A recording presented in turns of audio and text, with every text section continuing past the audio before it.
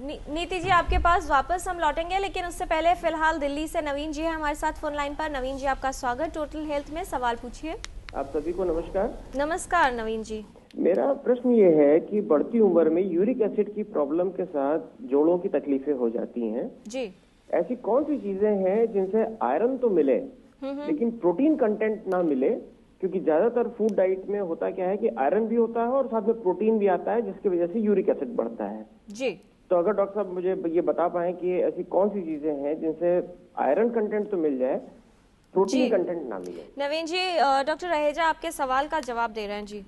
देखिए, uric acid बढ़ता है ज़्यादा प्रोटीन इंटेक से, और प्रोटीन इंटेक अगर आपको यूरिक एसिड बढ़ रहा है तो आपको जैसे नॉन वेज फूड है उसमें प्रोटीन ज़्यादा होते हैं, रेड मीट में पर्टिकुलरली, और जितना आपके जो मिल्क प्रोडक्ट्स हैं या सोयाबीन है, दालें हैं, इनमें प्रोटीन की मात्रा ज़्यादा है। तो एक पर्टिकुलर लेवल तक ठीक है ये लेना, लेकिन उससे अधिक लेते हैं और आपका यूरिक एसिड बढ़ सकता है उससे।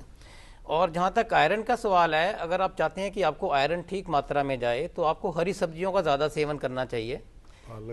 पालक है जिसमें बथुआ है, साग है, और हरी सब्जियां जितनी भी हैं, लौकी है, तोरी है, जितनी भी सब्जियां हैं। और इसके अलावा जो कहते हैं हम चुकंदर, इसमें भी बहुत अधिक मात्रा में आयरन है जो साउथ में ज़्यादा खाया जाता है। और अनार हुआ, इसमें आयरन काफ़ी है।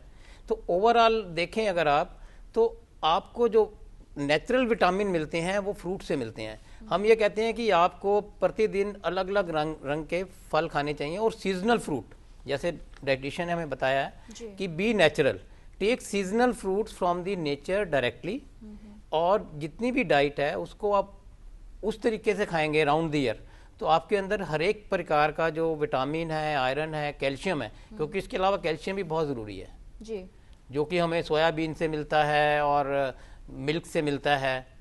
तो सब चीज़ों का बैलेंस करके चलना है, ये सबसे ज़रूरी बात है। ये घूम फिर कर ये बात बार बार आ रही है कि हर चीज़ का एक अच्छा सा संतुलन बनाना है, उसी संतुलन को समझने की बात है।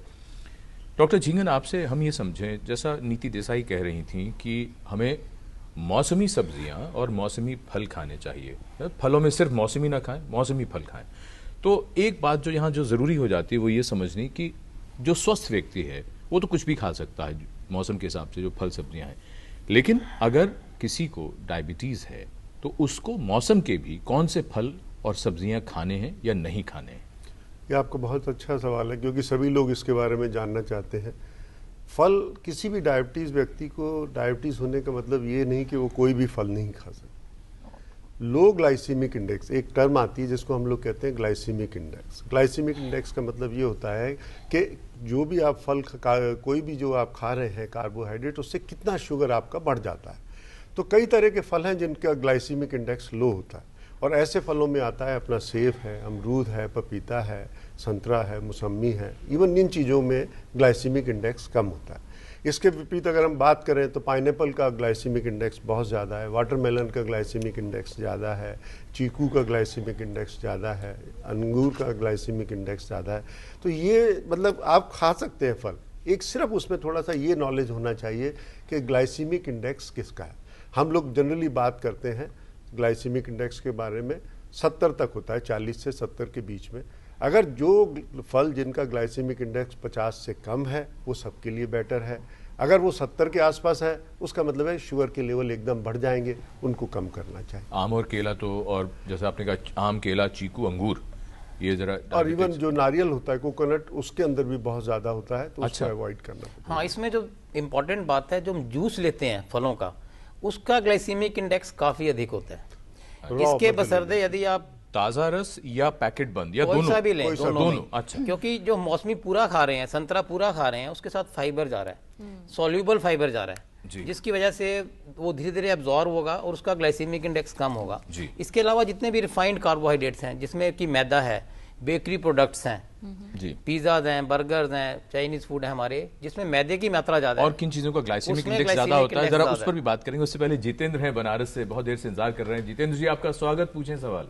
ये पूछना चाह रहा था कि मेरी बेटी 8 साल की है जी। तो उसे थोड़ी आंख की रोशनी जिससे उसकी बढ़ जाए, क्योंकि आंख में थोड़ी धुंधला दिखाई देता, हड्डियों में दर्द होता, तो क्या बैलेंस डाइट दे कि उसको जो है उसका उसे लाभ मिले? ठीक है, डॉक्टर सौम्या तिवारी। जितेंद्र जी, मुझे लगता है एक बार आपको आपकी बेटी को आंखों के डॉक्टर को भी दिखाना चाहिए अगर उसको धुंधलापन हो रहा है। तो एक तरफ हम संतुलित आहार भी बताते हैं आपको, लेकिन दूसरी तरफ आप ये भी देखें कि कोई ऐसी प्रॉब्लम तो नहीं है, मतलब ऐसा तो नहीं है चश्मा लगने वाला हो या कोई और प्रॉब्लम हो, तो एक बार आप दिखा लें। और रही बात संतुलित आहार की, तो जो भी पीले फल हैं, सब्जियां जो जैसे गाजर हो गई जी, कद्दू है और जी पीले फल हैं, ये सारी चीजें आपको, पपीता है, ये सारी चीजें आपको इंटेक बढ़ाना होगा। ग्रीन लीफी वेजिटेबल्स जैसे कि पालक, चौलाई और ये अलग अलग साग, मेथी, इन सब का इंटेक भी आपको बढ़ाना पड़ेगा। तो ये इनकी मात्रा बढ़ा दें और लेकिन जरूर एक बार ऑफ्थेल्मोलॉजिस्ट को दिखाएं, आंखों के डॉक्टर को आंखों की दिखाएं। जांच जरूर करवाएं। जी, बहुत पहले कहते थे ग्लाइसेमिक इंडेक्स की जरूर बात हो रही थी फलों के बाद। डॉक्टर रहेजा, आपने बात शुरू की थी, यही बात डॉक्टर झिंगन हम आपसे समझने की कोशिश करें। बहुत से लोग अक्सर ये सवाल पूछते हैं, क्या बेहतर है खाना, चावल खाएं कि गेहूं खाएं, गेहूं खाएं कि चावल खाएं, और डायबिटीज हो गई तो फिर क्या खाएं? एक्चुअली क्या है कि जो फुल ग्रेन जिसको हम लोग बात करते हैं, जैसे अनाज में अगर बात करा जाए, वीट की बात की जाए, तो उसमें हमेशा बेहतर रहेगा क्योंकि उसके अंदर आपका फाइबर भी होता है, उसके अंदर सारी चीज़ें होती हैं, कार्बोहाइड्रेट्स भी ज़्यादा होगा, सभी चीज़ें हैं। ऐसा नहीं कि जो चावल खाते हैं उनके लिए बिल्कुल चावल भी बंद हो जाए, लेकिन हम चावल वो वाला लिया जाए जिसका ग्लाइसीमिक इंडेक्स कम, और ऐसे चावल होते हैं ब्राउन राइस जिसको हम लोग कहते हैं, उसका ग्लाइसीमिक इंडेक्स कम होता है। पॉलिश राइस जितने हैं उनका सफेद नहीं होगा, पॉलिश क्या वो नहीं होगा, जो देखने में बहुत सुंदर लगता है वो नहीं होना चाहिए। अच्छा, क्योंकि जनरली जितना भी जो खाना, ये नहीं, डायबिटीज़ वालों के लिए सबसे बड़ी प्रॉब्लम यही मानी जाती है कि उनको ये कह दिया जाएगा कि आप जब डायबिटीज़ हो गई तो चावल बंद कर दीजिए, आलू बंद कर दीजिए, ये चीज़ें बंद कर दीजिए।